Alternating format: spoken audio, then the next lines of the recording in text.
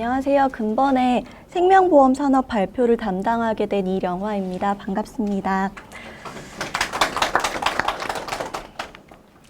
네, 생명보험 업계는 내년에 마이너스 성장을 지속할 것으로 보고 있고요. 수익성은 소폭 약화되는 것으로 전망했습니다. 네, 주요 원인은 시장 환경 변화와 규제 제도 변화로 봤는데요. 일단 5가지 정도 이슈를 뽑았고 뒤에서 순차적으로 설명을 드리겠습니다. 네, 본론에 들어가기 전에 간략하게 과거 흐름 먼저 보시겠는데요. 왼쪽 그래프를 보시면 전체 수입보험료 증가율이 19년 이후에 하락하는 모습을 보이고 있고 초회보험료 증가율도 21년에 큰 폭 하락하였습니다. 그리고 금년 상반기에 변액보험이 대폭 축소되는 모습을 보이고 있습니다. 오른쪽 그래프를 보시면 18년 정도부터 보험 손익은 마이너스, 투자 손익은 플러스인 상황이 지속되고 있습니다. 이제 항목별로 좀 더 자세히 살펴볼 텐데요. 우선 보장성 보험 같은 경우는 향후에 좀 판매가 위축될 것으로 전망을 했고, 이제 종신보험부터 살펴보면 종신보험 같은 경우는 금융당국에서 신상품의 복잡성에 대해서 소비자 경보를 거듭 발표했고 그로 인해서 신규 판매가 많이 위축되었습니다. 왼쪽 그래프를 보시면 소비자 경보와 종신보험 판매 위축 시기가 유사하다는 것을 보실 수 있습니다.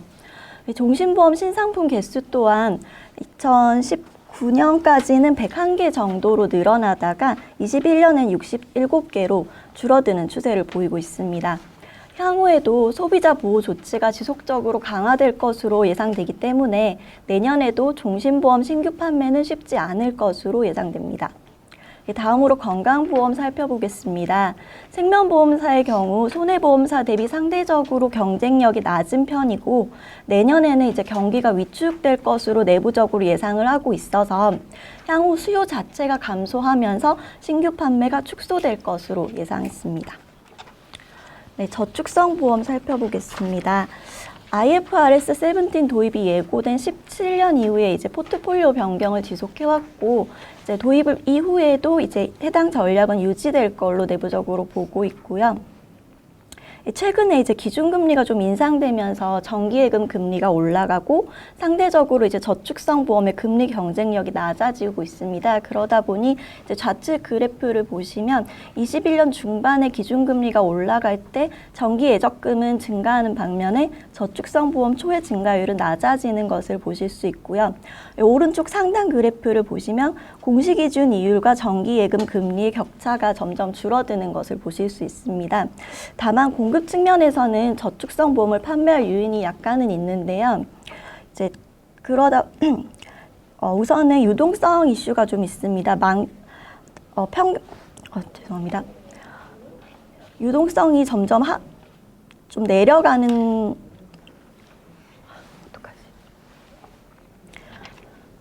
네, 유동성 이슈가 좀 있는데요. 우선은 평균 지급 보험금이 좀 증가하고 있고 그러다 보니 유동성 비율이 좀 하락하는 모습을 보이고 있고요. 추가적으로 2012년에 세법 개정 전에 대규모로 판매했던 10년 만기 비과세 상품의 만기 도래가 금년 하반기부터 도래하기 때문에 공급 측면에서 만기 상품을 재유치하는 노력이 확대될 것으로 보입니다. 그래서 저축성 보험이 소폭 개선될 여지가 좀 있기는 하지만 마이너스 성장을 지속할 것으로 보고 있습니다.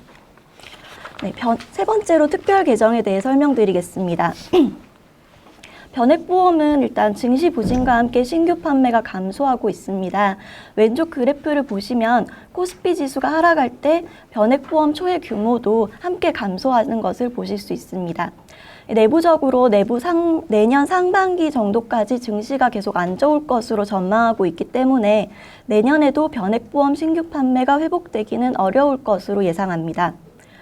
퇴직연금의 경우에는 IRP 세제 혜택이 확대되고 퇴직금 IRP 이전이 의무화되는 등 제도 변화가 좀 있기 때문에 자금 유익이 지속되긴 하겠지만 보험사의 수익률 경쟁력이 좀 약화되고 있고 향후에 도입될 퀵스화에서는 이제 자본 부담이 좀 확대될 수 있다는 점이 성장 제약 요인으로 작용할 것으로 판단합니다. 네, 다음은 수익성인데요. 내년 생명보험업권의 수익성은 긍정적이지는 않을 걸로 예상됩니다. 여러 가지 복합적인 요인이 있겠지만 보험 손익 측면에서는 변액보험 보증금 준비금의 영향이 가장 클 것으로 판단했고요. 최근까지 특히 생명보험업계에서 변액보험을 많이 판매하면서 성장을 지속해 왔는데 증시 부진이 내년 상반기까지 이어진다고 보고 있고, 그럼 변액보험 보증 준비금 부담도 계속해서 확대되면서 보험 손익에 부정적인 영향을 미칠 것으로 예상됩니다. 내년에는 투자 손익도 둔화될 것으로 보이는데요. 최근에 채권 금리가 상승하면서 채권 평가 손실이 좀 확대되고 있고, 환율 또한 상승해서 그동안 비중을 좀 확대해왔던 해외 장기물 채권이 환해지 비용 증대를 유발하고 있습니다. 내부적으로 한동안 금리랑 환율이 높은 수준으로 유지될 것으로 보고 있기 때문에 투자 손익이 내년에 좀 둔화될 것으로 예상됩니다. 추가적으로 이제 그동안 단기 순이익을 약간은 보전하는 그런 효과가 있었던 금융자산 처분 이익도 채권 가치 하락 때문에 내년에는 그다지 효과적이지 못할 가능성이 높다는 점도 부정적인 요인으로 보입니다. 네, 건전성의 경우에는 금년 초까지 이제 RBC 비율이 좀 하락해서 우려가 좀 부각됐었는데요. 이제 금년 6월 말부터 LAT 규제를 개정을 하면서 RBC 비율이 반등하는 모습을 보였기 때문에 우려가 다소 완화되었다라고 볼 수 있고요. 다만 이제 채권 평가 손실에 따른 자본 건전성 우려가 지속되고 있어서 금리 민감도를 낮추기 위한 자체적인 개선 노력은 지속될 것으로 예상됩니다. 네, 채널 측면에서는 그간 생명보험 업계가 적극 활용하지 않았던 GA 채널의 활용이 확대될 것으로 예상됩니다.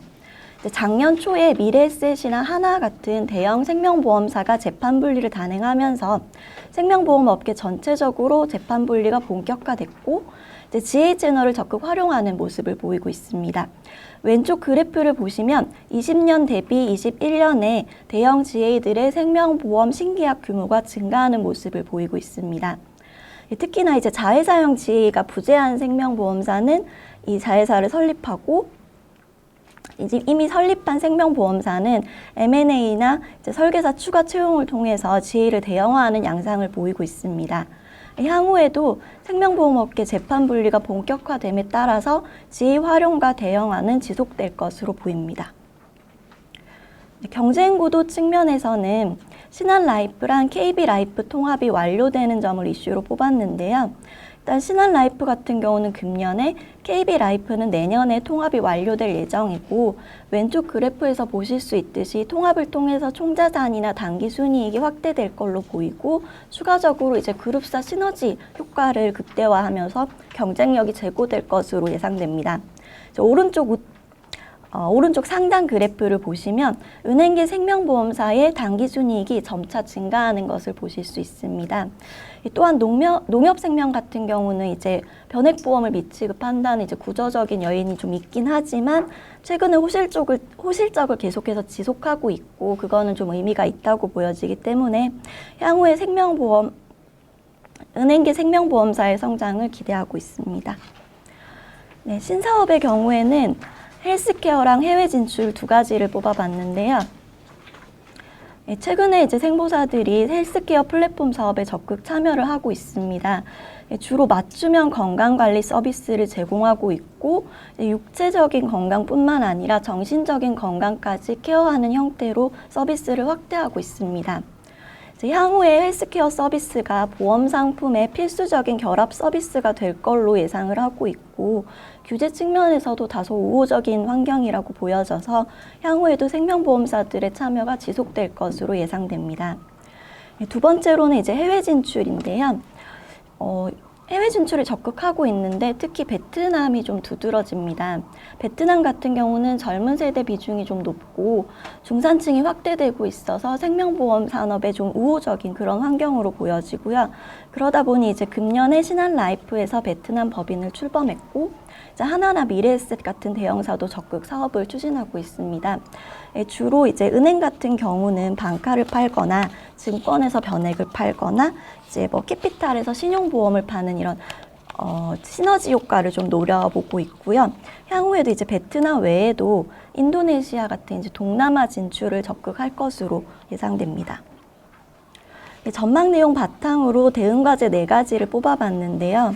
일단 첫 번째로는 여러 가지 구조적인 노력이 지속되고 있긴 하지만 궁극적으로 신성장 동력을 발굴할 필요가 있다고 판단이 됩니다.